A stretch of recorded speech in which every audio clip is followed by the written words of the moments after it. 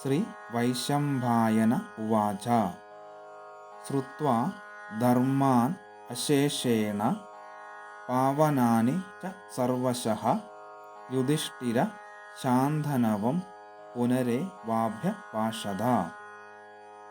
ശ്രീ യുധിഷ്ഠിര ഉവാച കിമേകം ദൈവതം ലോകേ Kim വാപ്യേകം പരായണം തുവന്തഃ come കമർച്ഛന്തഃ പ്രാപ്നുയുർമാനവാ ശുഭം.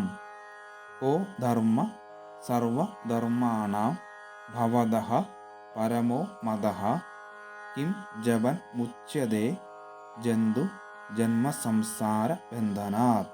ശ്രീ വൈശംപായന ഉവാച ശ്രുത്വാ ധർമാനശേഷേണ പാവനാനി ച സർവശഃ യുധിഷ്ഠിര ശാന്തനവം പുനരേവാഭ്യഭാഷത.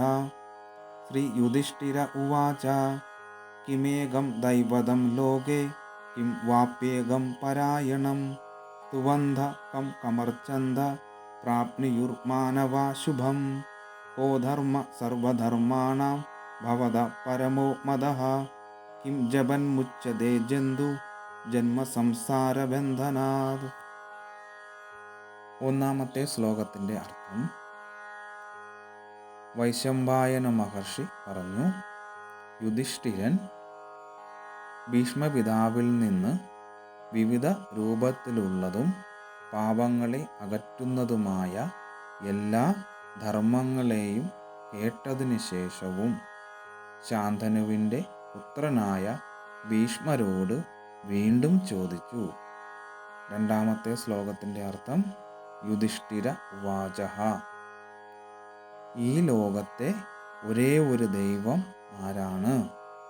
ഈ ലോകത്തെ ഏറ്റവും പരമമായ സ്തുതി ഏതാണ്? ഏത് ദേവനെ സ്തുതിക്കുകയും അർച്ചിക്കുകയും ചെയ്യുന്നത് കൊണ്ടാണ് മനുഷ്യർക്ക് ശുഭപ്രാപ്തി ഉണ്ടാകുന്നത്?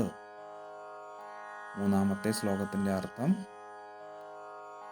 സർവധർമ്മങ്ങളിലും വെച്ച് അവിടുന്ന്, അതായത് ഭീഷ്മർ, ഏത് ധർമ്മത്തെയാണ് ഏറ്റവും ശ്രേഷ്ഠമായി കരുതുന്നത്? എന്ത് ജപിച്ചാലാണ് മനുഷ്യർക്ക് ഈ ജന്മ സംസാര ബന്ധനങ്ങളിൽ നിന്ന് മോക്ഷം അല്ലെങ്കിൽ മുക്തി ഉണ്ടാകുന്നത്?